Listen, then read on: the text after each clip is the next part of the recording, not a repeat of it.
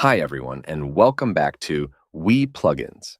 In this video, we'll show you how you can transfer license from one website to another.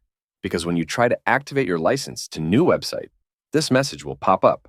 This message simple means your license is already activated in all websites that your plan offer, and to add new website, you have to revoke the currently connected websites. So the whole process is divided into 4 steps. In first step, we'll see websites that are connected to your license. In step 2, we'll see how to revoke a license key from certain website. In step 3, we'll see how to retrieve your license key easily, so you can use it on new website. And in last step, we'll see how you can reuse your license key on a new website.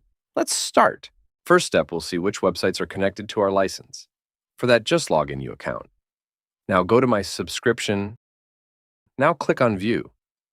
And here you can see all the websites that are currently activated and also websites that have revoked. As you can see, these 3 websites is already connected. So to add a new website, I have to revoke one of them. And if you look at your plan detail, it shows how many websites you can connect.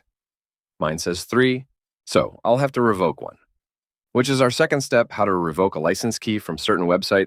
And now this website is not in use, so I'll just click on Revoke. Website license is revoked. Now let's go back to our WordPress website panel. Here we have to paste our license key. But before that, let's do our third step, which is retrieving your license key. For that, let's go to Order section. Now click on View. Now scroll down. And this is your license key, just copy it. Now our third step is complete. Now let's complete our fourth step, which is reusing your license key on a new website. Let's go back to WordPress panel. Now just paste your key and click Verify.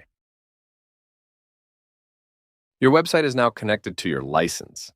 I hope this video would have helped you, and thanks for watching.